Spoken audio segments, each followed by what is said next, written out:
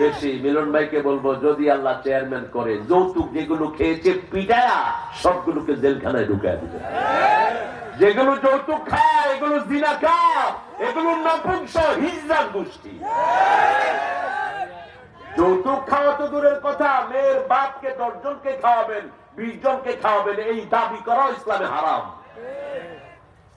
রাসূল বলেছেন লোহার আংটির বিনিময় হলো তুমি বিয়ে করো। জীবনে তিনি কোনো বিয়ে পান নাই মহারানা ছাড়া। বিয়ের আসরেই মহারানা শোধ করে দিতে হয়, এটাই সুন্নাহ। তিনি মা খাদিজাকে বিয়ে করেছেন, 19টা ওট দিয়েছেন। কয়টা? 19টা তাজা ওট দিয়ে মা খাদিজাকে বিয়ে করেছেন। কারণ মায়ের দাম যত বেশি তার মহারানাও তত বেশি। আপনি কুফু মিলাবেন, আপনি মেয়ের মহারানা দেয়া ছাড়া মেয়েকে ঘরে আনবেন না। যারা মহারানা না দিয়ে মারা গেছে এই লোকদেরকে ওই মেয়ে মাফ না করলে আল্লাহ মাফ করবে না। সূরা নিসার 2য় আয়াতে আল্লাহ বলছেন ওয়াআতুন নিসাআ সাদুকাতিহিন্না নাহলা, give the women their dowry with your full satisfaction।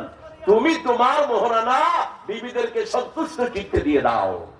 যদি সেখান থেকে বিবিরা কিছু দেয় ফাকুলুহু হানিয়াম মারিয়া, এটা খাও ভালো করে সন্তুষ্টির সাথে। যদি বিবি দেয়, কে দেয়? বিবি দেয়। কারণ বিয়ের আগে অনুমতি নিতে হয় কার? জোরে বলে, মনে হয়তো বিয়ে করবে। কার অনুমতি নিতে হয়? বিবির। বিবিকে গিয়ে বলতে হয় এই সকিনা শোন, তোরে কুদ্দুস আলীর ছেলে বরকত আলী তোরে বিয়ে করতে চায়, 50,000 টাকা মহারানা, তুই রাজি আছো? মেয়েটা চুপ করে থাকে, তখন বলে মৌনতাই সম্মতির লক্ষণ। ঠেলা দিয়ে ওরা রাজি করানোর দরকার নেই। এখন তো অবশ্য লাজ লজ্জা চলে গেছে, রাস্তাঘাটে কয় মাই তুঝে প্যার করতা হো, তেরা বিনা মাই জিনা শিখো।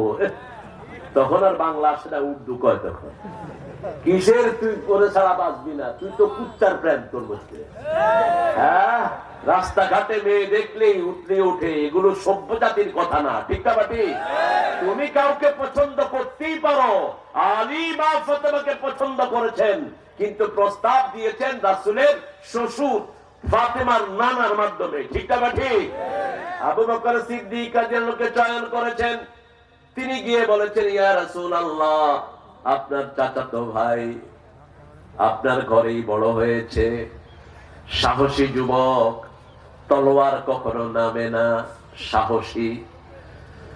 আপনার মেয়ে ফাতেমাকে বিয়ে করতে চায়, আপনি কি রাজি আছেন?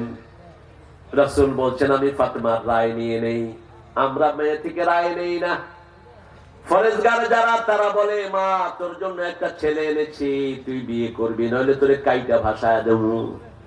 কোথায় পেয়েছেন এই জবরদস্তি? কোথায় পেয়েছেন? রাহমাতুল লিল আলামিন মেয়েকে বিয়ে দিবেন। গিয়ে বলছে এই ফাতেমা শোনো, অনেক প্রস্তাব তোমার জন্য এসেছে, কিন্তু আজকে যিনি প্রস্তাবনা দিয়েছেন তোমার প্রিয় নানা আবু বকর সিদ্দিক রাদিয়াল্লাহু মাধ্যমে প্রস্তাবটা এসেছে। সাহাবীদের মধ্যে কে এনে? তিনি। কিন্তু আনা মদিনাতুল ইলম আলিউন বাবু, হে হাদিসটি ফেক হাদিস। আমি জ্ঞানের শহর, ওই জ্ঞানের দরজা আলী, হাদিসটি শিয়াদের হাদিস, এটা সহিহ না। জ্ঞানের শহর যদি রাসূল যদি জ্ঞানের শহর হয়, সেই শহরের দরজা হবে আবু বকর সিদ্দিক রাদিয়াল্লাহু আনহু। কারণ রাসূল বলছেন হে আবু বকর শুনো, আমার সমস্ত উম্মতরা আদম আলাইহিস সালাম থেকে নিয়ে কিয়ামত পর্যন্ত নবীরা ছাড়া যত লোক জান্নাতে যাবে সবার নেতা তুমি আবু বকর।